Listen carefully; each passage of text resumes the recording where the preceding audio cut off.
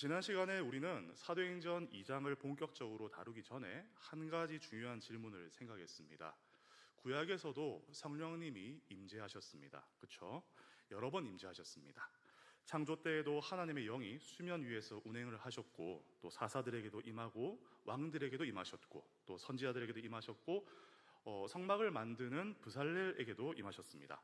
그러니까 성령님께서는 오순절 이전에 전혀 일하지 않으셨던 것이 아닙니다. 그렇죠?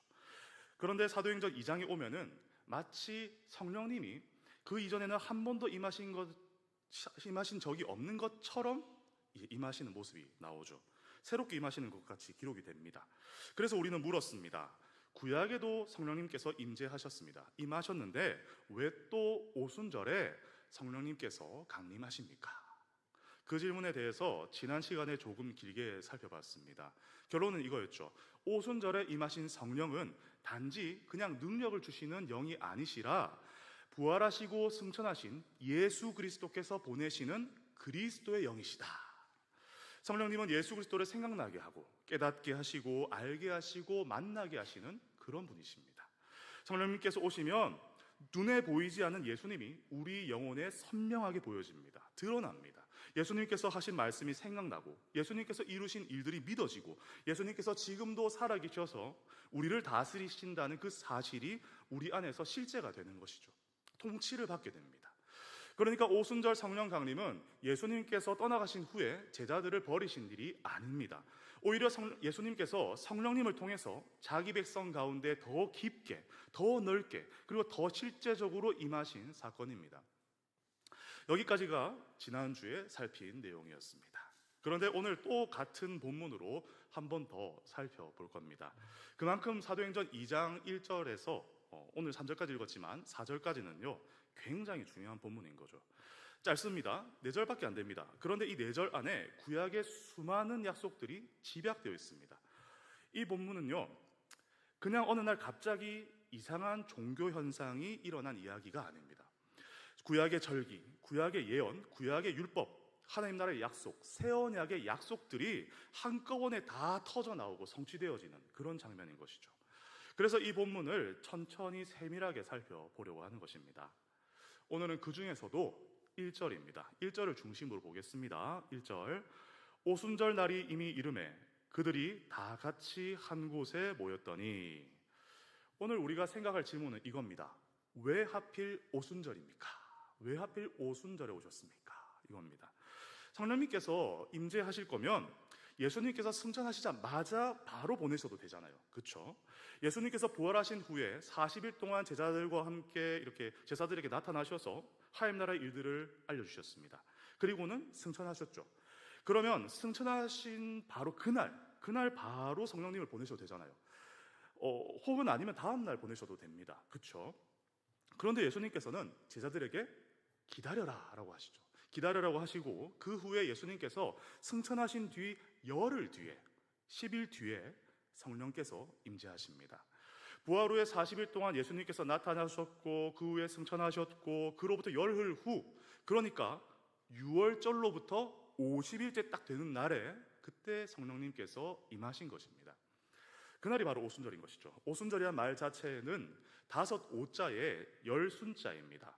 그러니까 50번째 날이란 뜻이죠.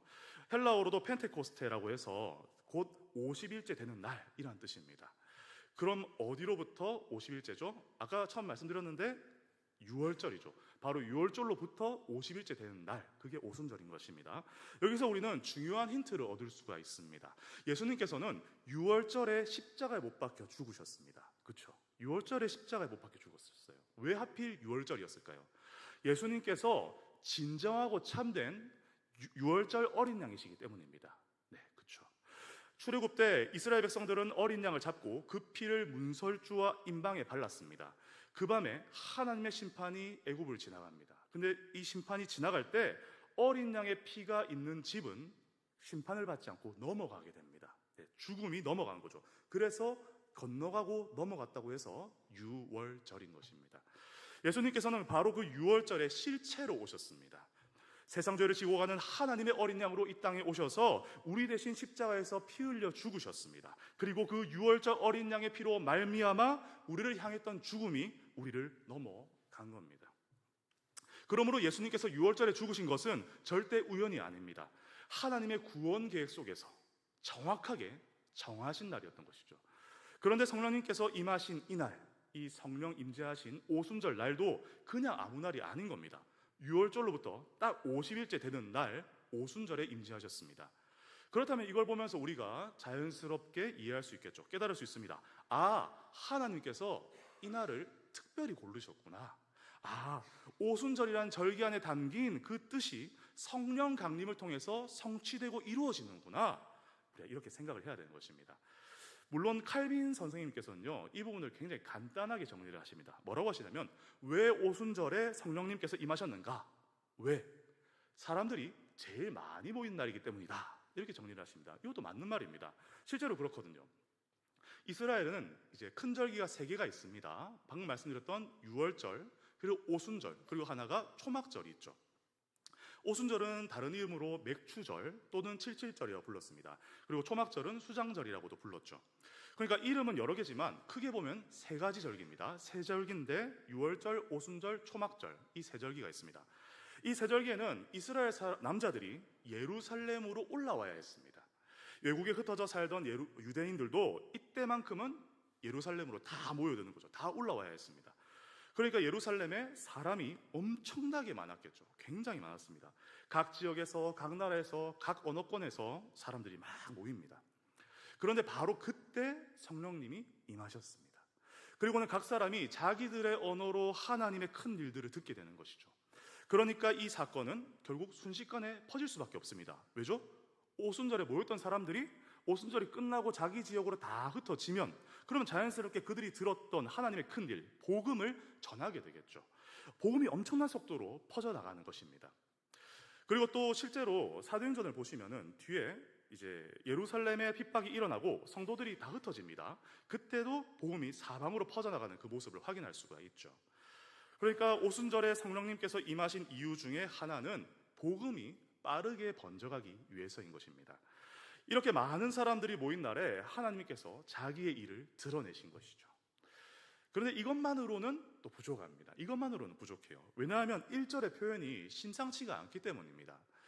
우리 성경에 보시면 오순절 날이 이미 이르매라고 되어 있습니다. 그렇죠? 그래서 그냥 언뜻 읽으면 그냥 날짜가 되었다라는 뜻으로 들리죠. 드디어 오순절이 되었다, 이 정도로만 들립니다. 그런데 원래 단어의 의미를 보면요, 이게 조금 더 깊습니다. 오순절 날이 성취되었을 때라는 뉘앙스가 느껴집니다.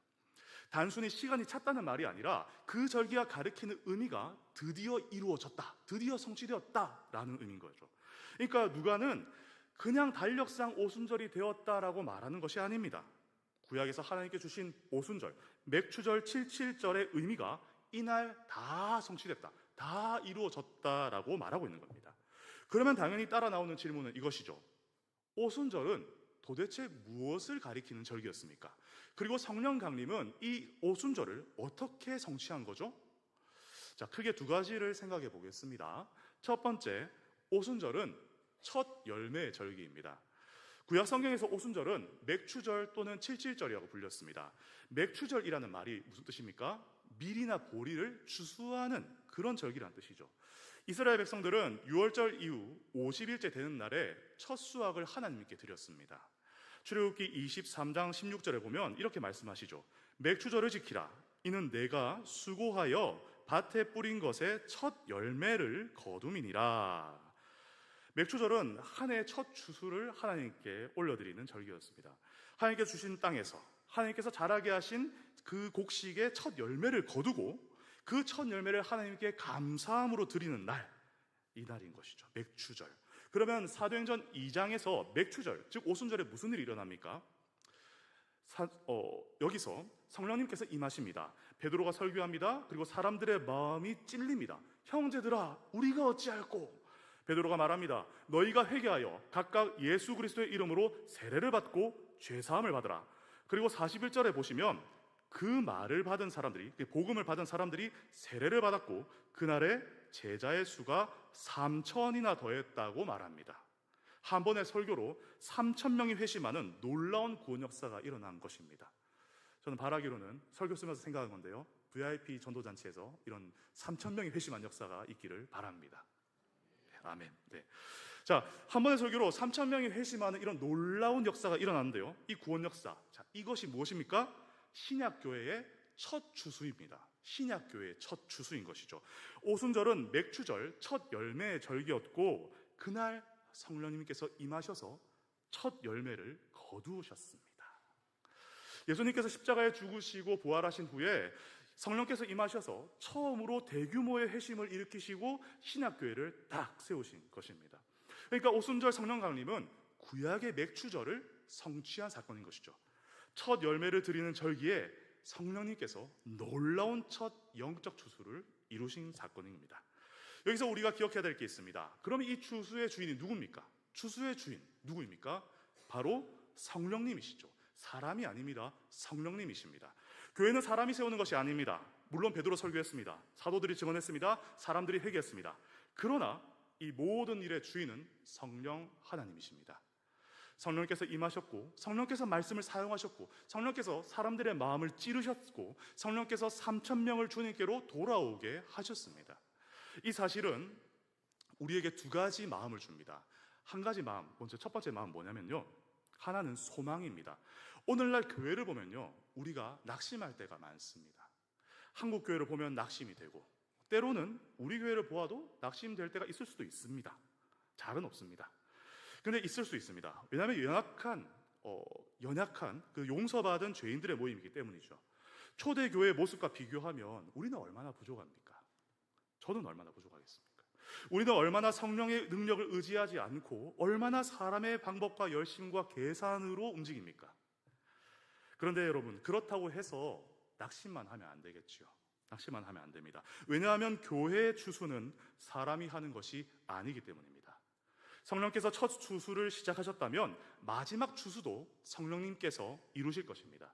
하나님께서 자기 백성을 부르시고 자기 교회를 세우시고 자기 나라를 확장하십니다. 그때 우리가 해야 할 일은 낙심하는 것이 아니라 그분을 의지하는 것입니다. 말씀을 전하고 기도하고 성령의 능력을 구하고 그분의 일하심을 기다리는 것입니다. 그리고 우리가 가져야 할 또 하나의 마음은 겸손입니다. 여러분, 3,000명이 회심했습니다. 엄청난 부흥이죠. 그런데 베드로가 이 일을 자랑할 수가 있습니까? 내 설교가 좋아서 3,000명 회심했다, 내가 설교 잘해서 3,000명 회심했다, 이렇게 말할 수 있습니까? 없죠. 아닙니다. 여러분들, 베드로 자신도 알고 있을 겁니다. 알았습니다. 이것은 내 능력이 아닙니다. 성령께서 행하신 일입니다. 그러므로 교회가 참으로 부흥한다면요, 그 부흥은 사람을 높이지 않습니다. 성령께서 일하시는 부흥은 설교자를 높이지 않습니다. 교회 브랜드를 높이지 않습니다. 오직 예수 그리스도만을 높입니다. 이러한 부흥의 역사가 놀랍도록 우리 교회 가운데 날마다 일어나기를 주님의 이름으로 축원합니다. 둘째로, 오순절은요, 참 안식과 자유를 가리키는 절기입니다. 참 안식과 자유를 가리키는 절기입니다. 오순절은 7.7절이라고도 불렀습니다. 왜 7.7절일까요?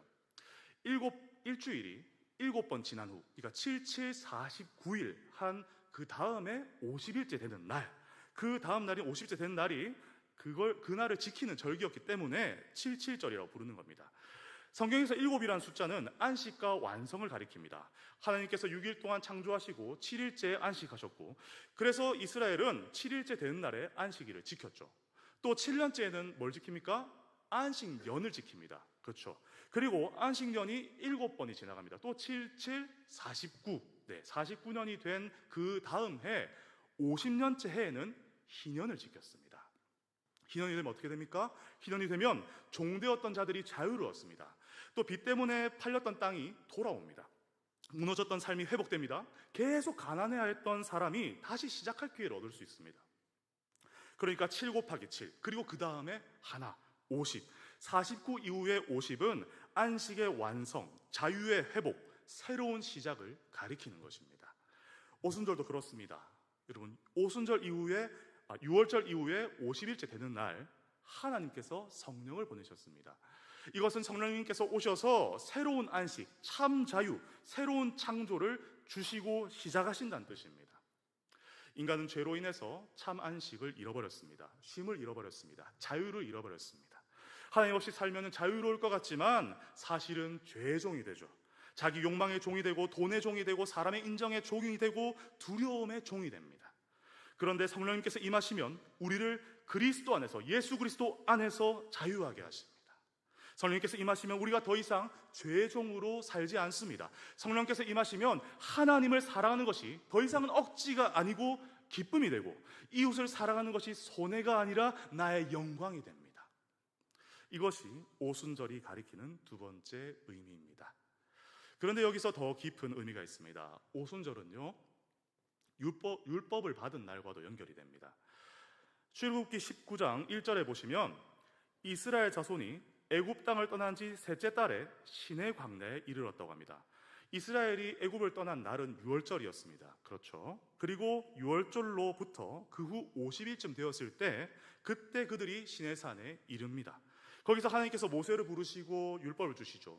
두 돌판에 새겨진 십계명을 주십니다. 그러니까 오순절의 첫 번째 의미는 하나님께서 자기 백성에게 율법을 주신 날이라는 것입니다. 하나님께서 구원하신 백성에게 말합니다. 너희는 이제 내 백성이다. 그러므로 이제 이렇게 살아라. 하나님 사랑, 이웃 사랑의 길을 주님께서 알려주십니다. 그런데 문제가 있습니다. 문제가 뭐죠, 여러분들? 율법을 주셨는데 이스라엘 백성들이 그 율법을 지키지 않았다는 것입니다. 지키지 못했다는 것입니다. 율법이 나빴다는 것이 아닙니다. 율법이 나쁜 게 아닙니다. 율법은 선하고 거룩하고 아름답습니다. 문제는 인간의 마음이죠. 인간의 마음이 문제입니다. 돌판에 새겨져 있는 율법은 있는데 이 사람들의 마음은 하나님을 사랑하지 않았습니다. 그들에게 말씀은 주어졌지만 그 말씀을 사랑하는 마음은 없었습니다. 그래서 하나님께서는 예레미야를 통해서 새 언약을 주십니다. 예레미야서 31장에서 하나님이 이렇게 말씀을 하십니다. 내가 나의 법을 그들의 속에 두며 그들의 마음에 기록하여 나는 그들의 하나님이 되고 그들은 내 백성이 될 것이라.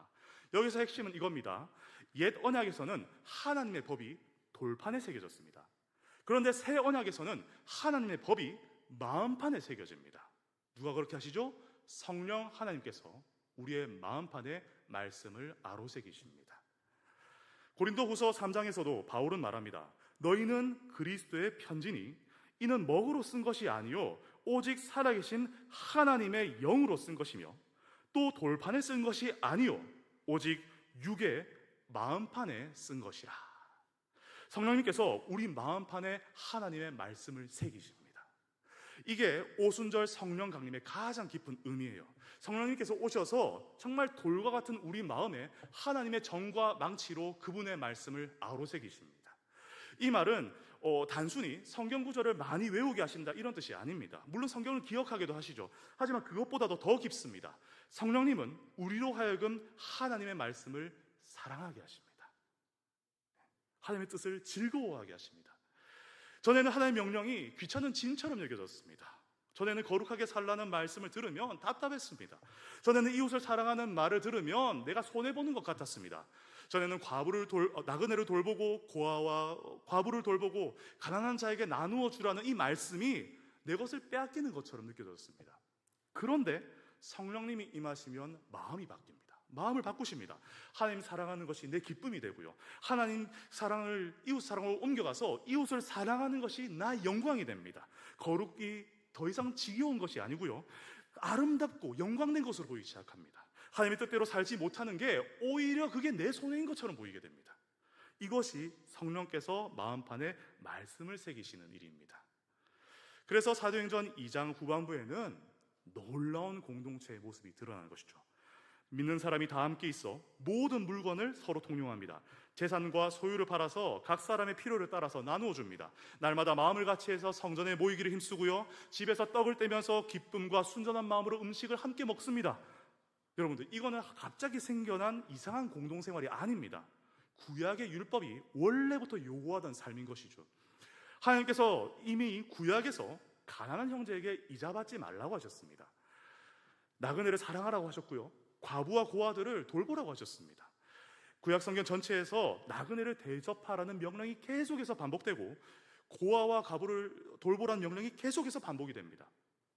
이스라엘은 원래 그렇게 살아야 됐습니다. 말씀하신 대로요. 그들이 하나님의 말씀을 따라서 살았다면 세상은 이스라엘을 보고서 하나님의 아름다움을 보고 그들이 하나님께 취했을 것입니다. 하나님께 매료되었을 것입니다. 저 백성은 가난한 자를 버리지 않는구나. 저 백성은 나그네를 학대하지 않는구나. 저 백성은 자기 소유를 절대화하지 않는구나. 저 백성은 참으로 하나님의 자비를 보여주는 자구나. 그리고 그 하나님은 참으로 자비로우신 분이구나. 이렇게 되었어야 마땅한 것입니다. 그런데 이스라엘은 이것에 실패했습니다. 에스겔서가 말하죠. 그들이 부모를 업신여기고 나그네를 학대하고 고아와 과부를 해쳤다. 말라기서도 말합니다. 하나님께서 심판하러 오실 것인데 그 심판의 대상 가운데 품꾼의 삭을 억울하게 하는 자, 고아와 과부를 압제하는 자가 있다. 이스라엘이 왜 실패했습니까? 말씀이 없어서입니까? 아니죠. 말씀이 없어서가 아닙니다. 돌파는 있었습니다. 율법도 있었습니다. 명령도 있었습니다. 문제는 마음이었습니다. 말씀은 주어졌는데 마음판에는 새겨지가 않았습니다. 그런데 오순절에 성령님께서 임재하셨어요. 그리고 그 말씀을 마음판에 하나님의 정과 망치로 아로새기기 시작하십니다. 그래서 사도행전 2장의 교회는 구약의 이스라엘이 실패했던 그 삶을 살아내기 시작하는 겁니다. 그들은 자기 재산을 내 거라고 주장하지 않습니다. 가난한 자를 돌봅니다. 서로의 필요를 봅니다. 기쁨과 순전한 마음으로 함께 먹습니다. 함께 마십니다. 이게 바로 성령 하나님께서 하시는 일인 것입니다. 성령님께서 임하시면 사람이 이상한 종교적 흥분 상태에 빠지는 것이 아닙니다. 성령님이 임하시면 마음이 바뀝니다. 말씀이 사랑스러워지고요, 이웃이 보이고요, 가난한 자와 나그네와 고아와 과부가 측은해지고 도와주고 싶어집니다. 내 소유가 절대적인 것이 아니라 하나님이 내게 주신 것이라는 청지기적인 그 마음이 세워집니다. 그래서 성령께서 충만히 임하신 교회는 반드시 사랑하는 교회가 됩니다. 아멘. 나누는 교회가 됩니다. 하나님의 말씀을 즐거워하는 교회가 되고 그 말씀을 살아내는 교회가 됩니다. 여러분, 여기서 우리는 우리 자신을 돌아보아야 합니다. 오늘날 교회가 이웃을 돕는 데 실패한다면, 가난한 자를 외면한다면, 나그네를 무시한다면, 고아와 과부를 돌아보지 않는다면 그 이유는 단순히 프로그램이 부족해서가 아닙니다. 예산이 부족해서도 아니고요, 사람이 부족해서도 아닙니다. 더 깊은 이유가 있죠. 더 깊은 이유가 무엇입니까? 오늘 말씀이 말씀하시듯이 성령의 충만함이 없는 것입니다. 이 말은 매우 무거운 말입니다. 그렇지 않습니까? 마치 2000년 전 그 오순절 날에 성령께서 임하신 적이 없는 것처럼 교회가 살아갈 수도 있습니다. 그렇게 내가 살아갈 수도 있습니다. 성령님께서 우리 마음판에 말씀을 새기고자 하시는 분이신데 우리는 여전히 하나님의 말씀을 우리 바깥에 있는 명령으로 두고 그렇게 듣고 여기면서 살아갈 수가 있습니다. 해야 한다, 순종해야 된다, 사랑해야 된다, 나누어야 한다, 이 모든 말씀들이 그저 우리를 압박하는 의무로만 남아있다면 여러분, 우리는 성령님의 충만한 역사를 구해야 하는 것입니다. 성령님께서 우리 마음을 바꾸셔야 됩니다. 거룩한 것이 지루한 것이 아니라 영광스럽게 느껴져야 됩니다. 아름답게 느껴져야 됩니다. 이웃을 사랑하는 것이 내 손해가 아니라 복된 일인 것이 마음으로 받아들여지고 그것이 그냥 들어와야 되는 것입니다. 하나님 뜻대로 사는 것이 더 이상 억지 의무가 아니라 우리 영혼의 참 기쁨이 되게 하셔야 합니다. 여러분, 이것이 오순절입니다. 오순절은 첫 추수의 날입니다. 성령께서 임재하셔서 신약교회의 첫 열매를 추수하신 날입니다. 오순절은 참 안식과 자유의 날입니다. 성령께서 임하셔서 죄에 종된 우리를 예수 그리스도 안에서 자유케 하신 날입니다. 오순절은 마음판에 말씀을 새기시는 날입니다. 돌판에 있던 말씀이 이제 성령님을 통해서 우리 속에 우리 삶에 아로 새겨지는 날입니다. 그러므로 성령님을 구한다는 것은 단순히 능력을 구하는 것이 아닙니다. 단순히 뜨거운 체험을 구하는 것도 아닙니다. 성령님을 구한다는 것은 하나님의 말씀이 내 마음에 새겨지기를 구하는 것입니다. 예수 그리스도를 더 사랑하게 되기를 구하는 것입니다. 하나님의 뜻을 즐거워하게 되기를 간절히 구하는 것입니다. 이웃을 사랑할 수 없는 내 이 완악하고 부패한 마음이 성령님으로 말미암아 부드러워지는 것을 구하는 것입니다. 우리 교회가 사도행전 2장의 교회처럼 되기를 간절히 구하는 것입니다. 사랑하는 성도 여러분, 오순절은 이미 성취되었습니다. 성령님께서는 이미 오셨고 우리 안에 살아 계십니다. 그러나 우리는 여전히 기도해야 됩니다. 이미 오신 성령님께서 우리 안에 충만히 역사하시도록 구해야 됩니다. 우리의 마음판에 말씀이 아로새겨지게 해달라고, 아로새겨달라고 간절히 구해야 됩니다. 우리 교회가 사람이 열심히나 방법으로 움직이는 교회가 아니라 성령님께서 말씀을 마음판에 새기셔서 하나님을 사랑하고 이웃을 사랑하는 교회가 되게 해달라고 그렇게 기도해야 합니다. 성령님께서 우리 가운데 임재하시면요, 우리도 달라질 수 있습니다. 우리는 달라질 것입니다. 달라질 수밖에 없습니다. 우리의 완악한 마음도 부드러워지고요, 우리의 다친 손도 열릴 수 있습니다. 우리의 계산적인 마음도 이웃을 향한 사랑으로 바뀔 수 있습니다. 우리의 차가운 예배도 하나님을 향한 기쁨과 감사와 이 절절한 사랑으로 충만해질 수 있습니다. 우리의 형식적인 신앙도 살아계신 예수 그리스도를 사랑하는 신앙으로 새로워질 수 있습니다. 우리가 기도할 때 그 일을 성령께서 행하실 것입니다. 우리가 이 믿음을 가지고 날마다 주님께 구하며 또 이 시간 그 마음을 가지고 함께 찬양합시다.